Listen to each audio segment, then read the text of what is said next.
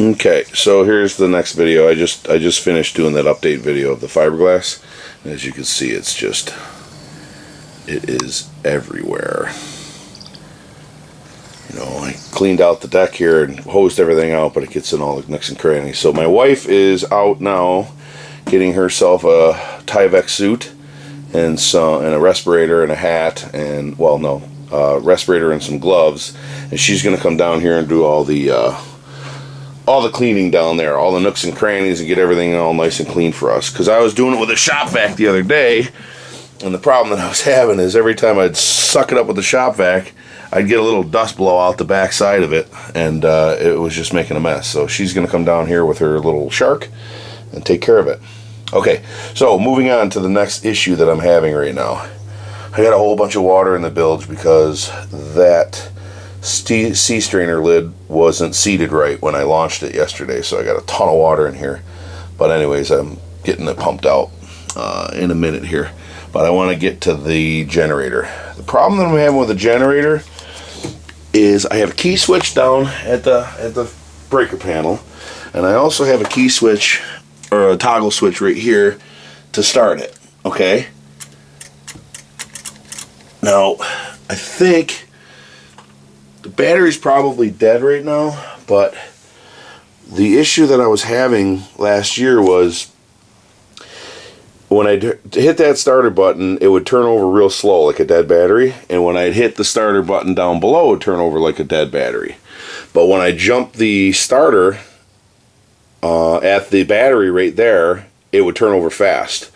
So that tells me the wiring from the switch to this switch to the battery, somewhere I don't have a good connection. So that's what I'm going to go after today and try to figure out. But before I do that, I got to take off this lid and the cover and all that stuff. So I won't bore you with that. I'll be back in a minute. Alright, now with the quiet box disassembled, I can get to the starter. It's down there. The battery's over there. But before I got to that, just one other issue that I was having is when I'd fire up the generator, it sounded like it was running on one cylinder, like it was just, bogging, just running on one cylinder. It was coughing blue smoke. It was, something was wrong with it. So, changed out the spark plugs, fired it up, same thing happened. So, one by one, I took the spark plug wire off, and the tone changed. So I was like, well, okay, that doesn't make sense, because if it's running on one cylinder and I pull the one plug off that's dead, it won't do anything, and if I pull the other one off, the motor will just quit. So I just so happened to just hit the choke with my arm, and it, boom, it popped open and it ran perfect. So this is the electric choke here. It's got a little coil spring underneath it that wraps around the linkage that pushes this rod. And when how does it work? I think it's heat, but these wires go to it, so I don't know if it's heat. So I think when the engine tells it to stop choke, these energize, and it heats up that coil, and it twists it and makes the choke close or open. So right now it's closed in the starting position, and as soon as you fire it up, it shuts off or opens up, and then the choke's open. The issue that I was having is this was stuck.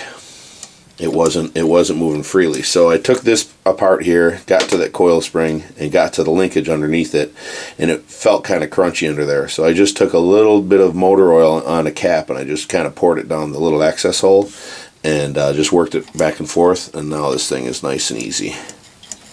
So I think once the generator fires up, the choke should shut off and it should be fine. But going back to the main issue of this, I ran... What did I do last year? I hit the start button and it just turned over real slow.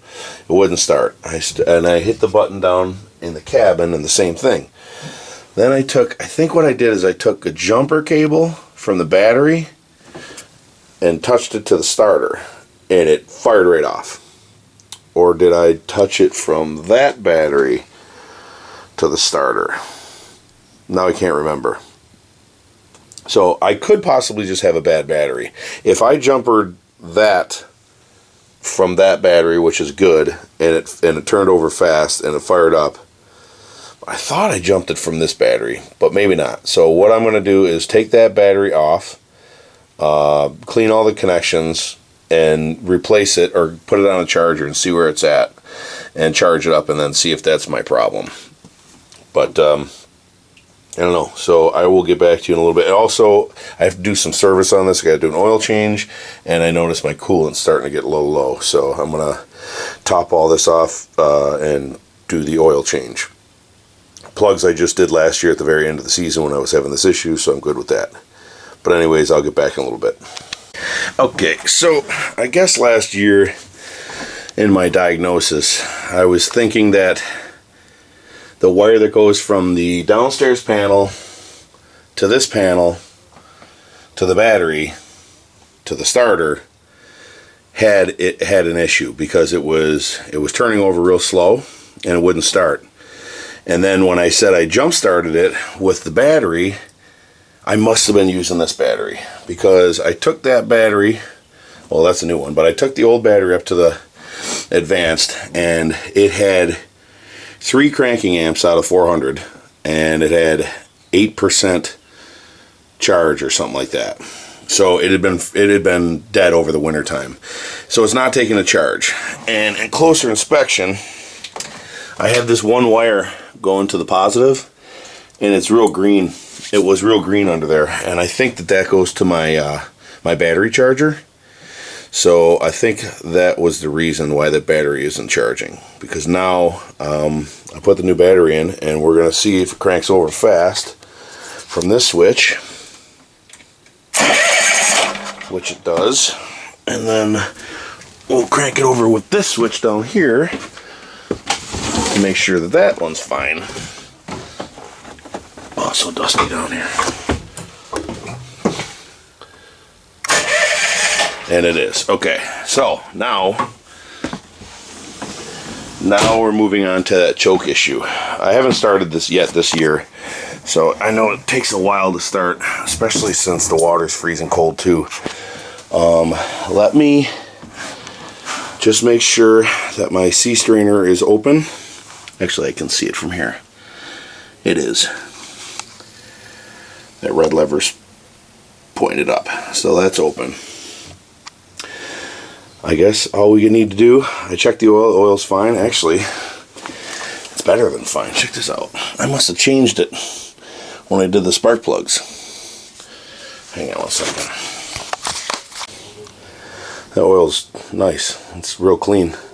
Looks like it's only been run for an hour or two, so I'm going to change it anyways, because I don't remember when I changed it. I think I must have done it when I changed the spark plugs in the fall. I'm also still low on my reservoir for the antifreeze, but let's see if this has got antifreeze in it. Yeah, that's full. So my reservoir is just low. I don't think it'll have an issue. I know these generators are goofy with their sensors. If you're just a little bit off the full line of oil, the generator will quit after 10 minutes. I learned that thinking I had bad sensors and all this other stuff, and turned out I was just like a quarter of a quart low or something like that. But anyways, that's all buttoned up. Let's just go crank this over and see if this choke shuts off.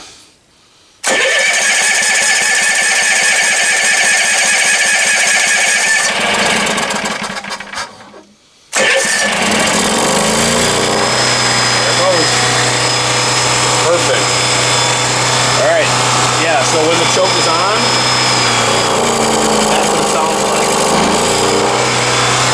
So that was the whole deal. It was just sticky under there. Now that's cleaned out, the choke opens up fine, generator runs great. So now I just gotta,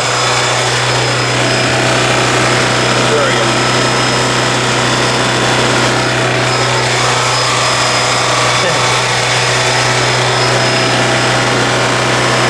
Gotta get the antifreeze off.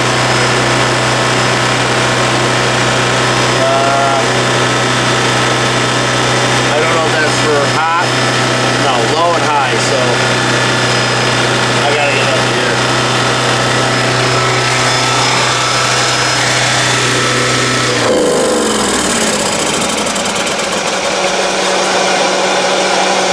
So that's it.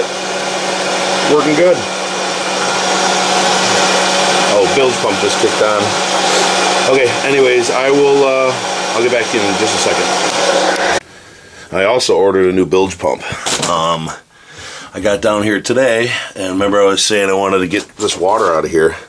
I went and fired up the bilge pump, and I just saw splashing water back here. So sometime over the course of the night, because I used it yesterday when that sprung a leak there.